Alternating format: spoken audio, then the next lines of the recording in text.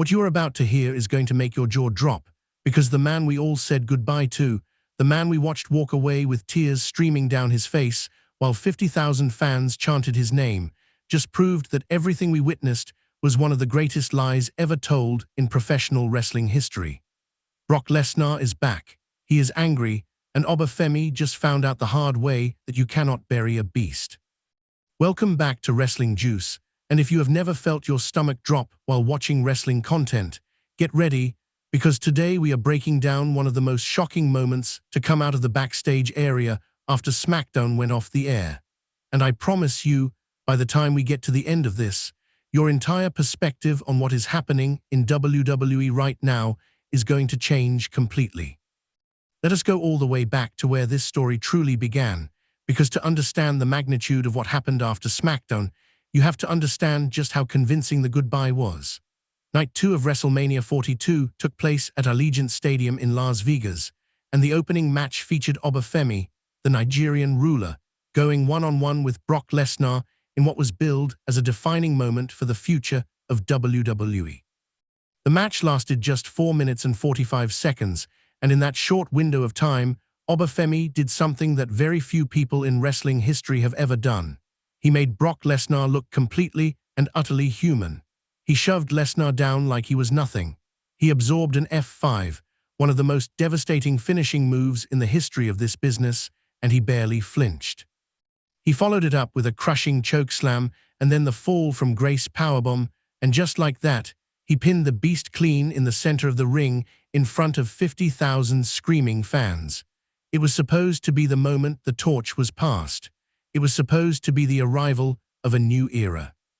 And what came after that match was so emotional, so perfectly constructed, that every single person watching, whether they were in that stadium or sitting at home on their couch, believed with everything they had that they were witnessing the end of a legendary career.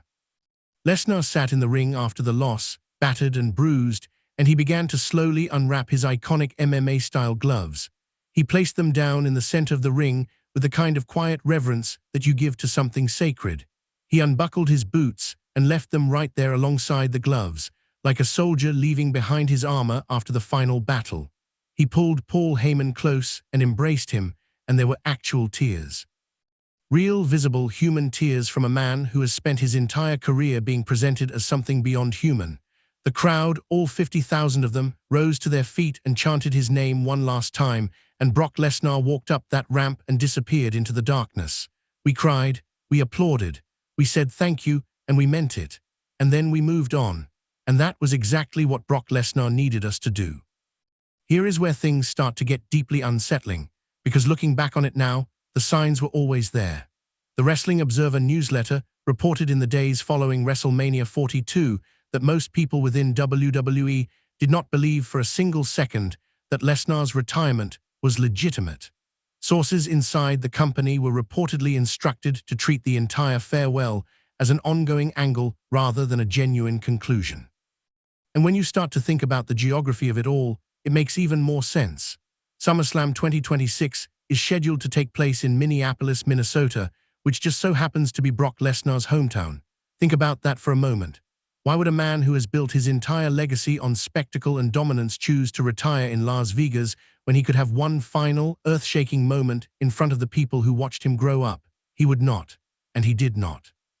On top of that, Paul Heyman himself, in the days surrounding the retirement, made comments that hinted at another 15 years of dominance, a statement so bizarre and out of place for a retirement send-off that it sent the wrestling internet into a spiral of confusion and speculation.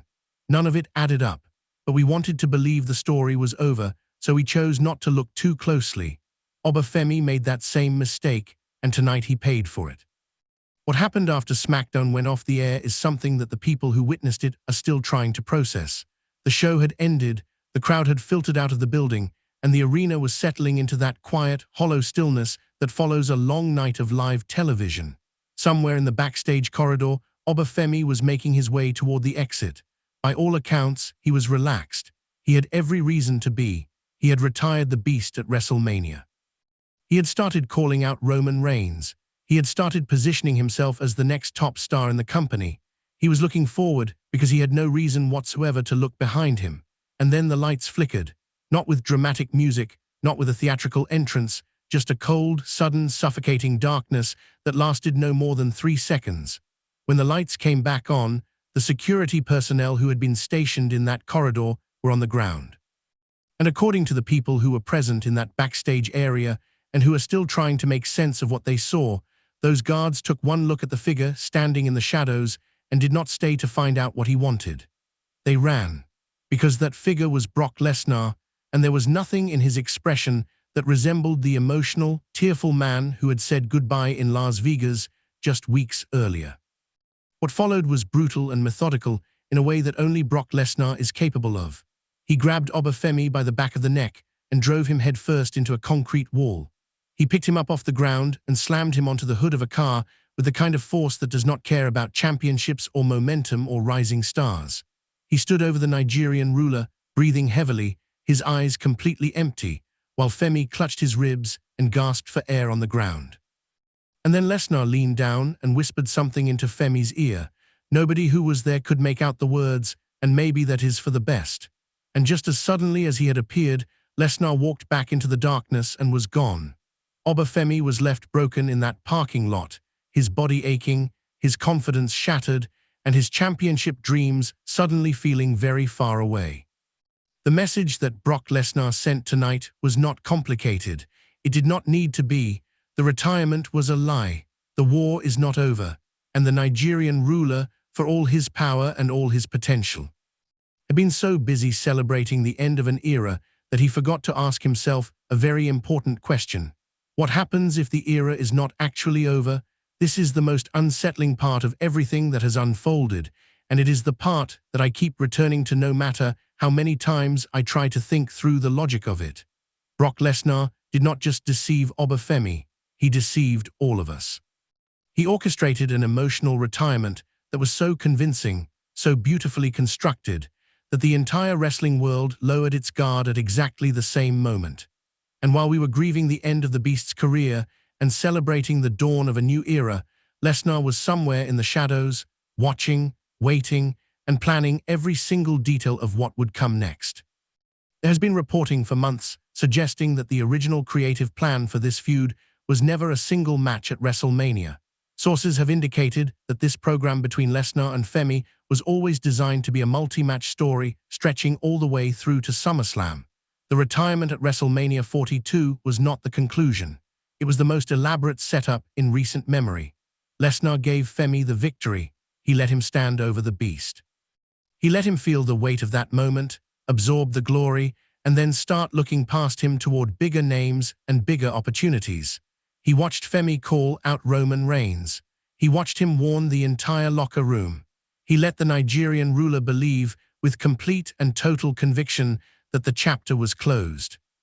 And then, at the moment when Femi's defenses were at their absolute lowest, the Beast came back and reminded him that in this business, nothing is ever truly finished until the Predator decides it is. Now I know that not everyone is going to feel the same way about this, and I want to be honest with you about both sides of the conversation. Some fans are already calling this one of the greatest return angles of the current era, a masterclass in long-term storytelling that rewards the audience for paying attention and trusting the process. And honestly, from a pure wrestling psychology standpoint, that argument is hard to argue against. But there are also fans who are deeply concerned that this storyline risks undermining everything that Oba Femi has built over the past year. He was on the verge of breaking through to a new level. He had just done the unthinkable at WrestleMania. And now, rather than riding that momentum forward, he finds himself being pulled back into a feud with the same man he thought he had already conquered. Those concerns are valid, and they deserve to be taken seriously. But here is my honest perspective on all of it. Brock Lesnar is not coming back to destroy Oba Femi's career. He is coming back to define it. Because in the world of the Beast, the only victories that matter are the ones you earn twice. Anyone can beat someone once. The real question, the one that separates legends from everyone else, is whether you can look into the eyes of the nightmare, knowing exactly what it is capable of, and beat it again. SummerSlam is coming to Minneapolis. It is coming to Brock Lesnar's hometown, the city that shaped him, the crowd that has been waiting to give him one final send-off on their own terms. And standing across the ring from him is going to be the Nigerian ruler, the man who started this entire story by pinning the beast in Las Vegas and walking away feeling untouchable. Tonight's backstage ambush was not random. It was not impulsive. It was a declaration of war from a man who has been planning this moment since the night he left his boots in the ring. And when that night in Minneapolis finally arrives, Oba Femi is going to find out whether his victory at WrestleMania was the beginning of a dynasty, or whether it was the trigger that woke up the most dangerous thing in professional wrestling and pointed it directly at him. I need to know what you think about all of this, so drop your thoughts in the comments right now. After everything that has happened, after the ambush, after the revelation that the retirement was never real, do you believe that Oba Femi can survive a rematch with the Beast at SummerSlam? Or did Brock Lesnar just prove tonight that the Nigerian ruler is not yet ready to go to war with the final boss of WWE? Let me know below, and if this story has you feeling the way it has me feeling, make sure you hit that like button and subscribe to Wrestling Juice, because we are just getting started, and you do not want to be the last one to know what happens next.